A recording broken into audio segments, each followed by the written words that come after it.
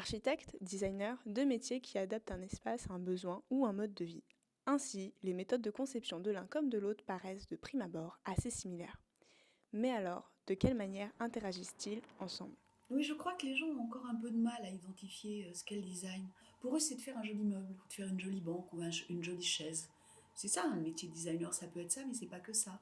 Nous accompagnons l'architecte en amont dans la compréhension d'un cahier des charges jusqu'à la phase finale de l'élaboration de son architecture et de sa matérialité.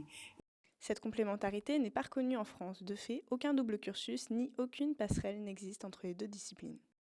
Je sens qu'en fait l'école est très conservatrice. Il y a un souci de conserver la profession d'architecte.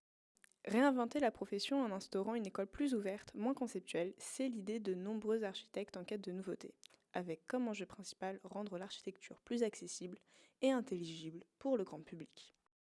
Je pense très honnêtement que s'il y avait des programmes dès le plus jeune âge, on l'enseigne très rapidement dans les écoles, que l'on fasse dessiner les enfants, que l'on donne une vraie sensibilité à l'esthétique. Je pense qu'après, le public, on n'aurait aucun problème à lui faire comprendre. On ne peut pas un jour dire comme ça à des gens, mais intéressez-vous au design s'ils n'ont jamais eu une approche de ça.